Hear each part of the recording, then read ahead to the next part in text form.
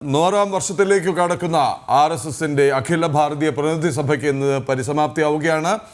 100-ാം വർഷത്തിലെ പ്രവർത്തനങ്ങളെക്കുറിച്ചുള്ള വിലയിരുത്തൽ ഈ ബൈഠക്കിൽ ഉണ്ടായി. വിവരങ്ങളുമായി ഗൗതം അനന്തനാരായണൻ ചേരുന്നു. ഗൗതം, ശതാബ്ദി പൂർത്തീകരണ വർഷത്തിലെ പദ്ധതികൾ, പ്രവർത്തനങ്ങൾ, അതുപോലെ തന്നെ ജനസമ്പർക്ക പരിപാടികൾ, ഇങ്ങനെ വ്യത്യസ്തമായ ഒട്ടേറെ വിഷയങ്ങൾ സർക്കാർ വിവാഹ പ്രതിപാദിച്ചു. ഒപ്പം തന്നെ BJP സർക്കാരിൻ്റെ പ്രവർത്തനങ്ങളെക്കുറിച്ചുള്ള വിലയിരുത്തൽ മുതൽ ചെറിയ ചെറിയ പ്രശ്നങ്ങളിലുള്ള അഭിപ്രായങ്ങൾ വരെ തേടുകയുമുണ്ടായി. എന്താണ് ഇന്നത്തെ വാർത്താ സമ്മേളനത്തിൻ്റെ ഒരു രത്ന ചുരുക്കം?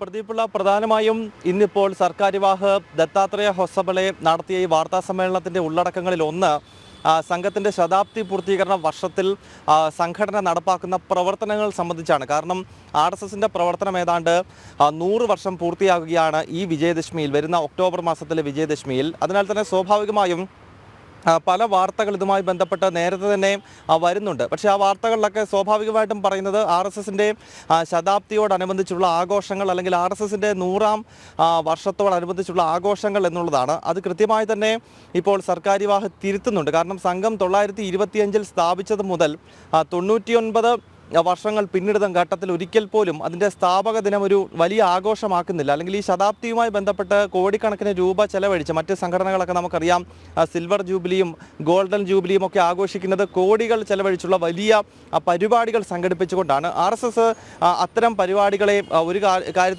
കാലത്തും അത്തരം പരിപാടികൾ, കോടിക്കണക്കിന് രൂപ മുടക്കിയുള്ള പൊതുപരിപാടികൾ നടത്തുകയോ അല്ലെങ്കിൽ വലിയ പ്രകടനങ്ങൾ നടത്തുകയോ ചെയ്യുന്നൊരു ശൈലി സംഘത്തിനില്ല. കാരണം ഇത് സമൂഹത്തിൽ അലിഞ്ഞു ചേർന്നിട്ടുള്ള സമൂഹത്തിൻ്റെ സംഘടനയാണ് സംഘം എന്ന ഒരിക്കൽ കൂടി സർക്കാർ വിവാഹ വിശദീകരിച്ചുകൊണ്ടാണ്. ഇതൊരു ആഘോഷമല്ല. ശതാബ്ദി പൂർത്തീകരണ വർഷമെന്ന് പറയുമ്പോൾ സംഘം ഇപ്പോൾ പ്രവർത്തനമില്ലാത്തതോ അല്ലെങ്കിൽ ഇപ്പോൾ പ്രവർത്തനം വലിയ തോതിൽ നടക്കാത്തതോ ആയ സ്ഥലങ്ങൾ ഈ ദേശത്തിൻ്റെ ഭാഗങ്ങളിലുണ്ടെങ്കിൽ അത്തരം സ്ഥലങ്ങളിലേക്ക് അതിൻ്റെ പ്രവർത്തനം കൂടുതൽ വ്യാപിപ്പിക്കുക, കൂടുതൽ ശാഖകൾ അത്തരം സ്ഥലങ്ങളിൽ ആരംഭിക്കുക എന്നതിന് തന്നെയാണ് ഈ ശതാബ്ദി വർഷത്തിൽ പ്രയോറിറ്റി എന്ന സന്ദേശമാണ് സർക്കാർ വിവാഹ നൽകിയത്. ഒപ്പം അദ്ദേഹം ഇതുമായി ബന്ധപ്പെട്ടുള്ള പ്രവർത്തനങ്ങൾ ഏത് രീതിയിലാകും സംഘം മുന്നോട്ട് ഒരു വർഷം കൊണ്ടുപോകുന്നത് എന്നതിനെപ്പറ്റി കൃത്യമായി വിശദീകരിക്കുന്നുണ്ടായിരുന്നു.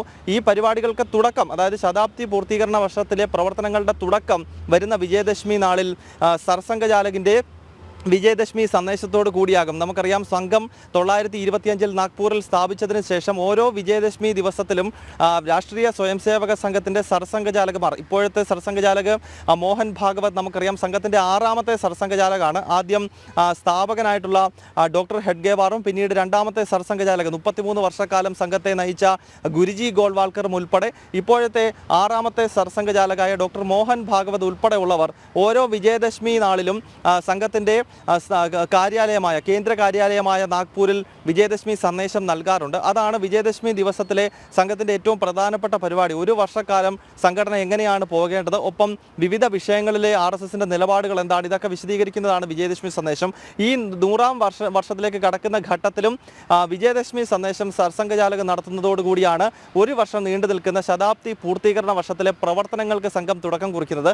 അതോടൊപ്പം വലിയ സമ്പർക്ക യജ്ഞം രാജ്യവ്യാപകമായി സംഘം നടത്തുകയാണ്. അതായത് ഈ 100 വർഷത്തെ സംഘത്തിൻ്റെ പ്രവർത്തനങ്ങൾ ജനങ്ങളെ ഓർമ്മപ്പെടുത്തിക്കൊണ്ട് അതോടൊപ്പം തന്നെ സാമൂഹിക ഐക്യം എങ്ങനെയൊക്കെ നിലനിൽക്കണം, കാരണം ഭാരതത്തിൻ്റെ മുന്നോട്ടുള്ള പ്രയാണത്തിൽ സാമൂഹിക ഐക്യവും രാഷ്ട്രത്തിൻ്റെ അഖണ്ഡതയും ഒക്കെ എങ്ങനെയാണ് കാത്തുസൂക്ഷിക്കേണ്ടത് എന്ന് തലമുറയെ ഓർമ്മപ്പെടുത്തിക്കൊണ്ടുള്ള ഒരു വലിയ സമ്പർക്കം ഈ ശതാബ്ദി വർഷവുമായി ബന്ധപ്പെട്ട് സംഘം നടത്തുകയാണ്.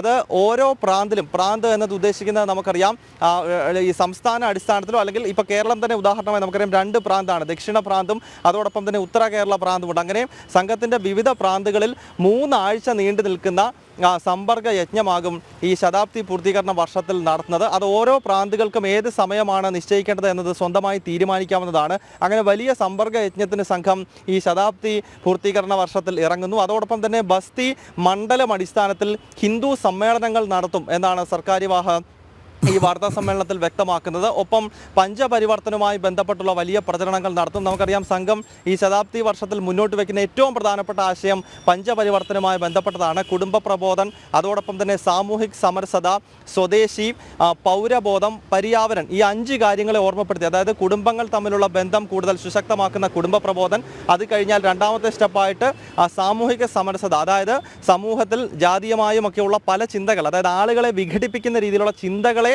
മാറ്റുന്നതിനായി സമൂഹം ഒന്നാണ് എന്ന ആശയം നൽകുന്ന സാമൂഹിക് സമരസതയുമായി ബന്ധപ്പെട്ടുള്ള ആശയങ്ങൾ.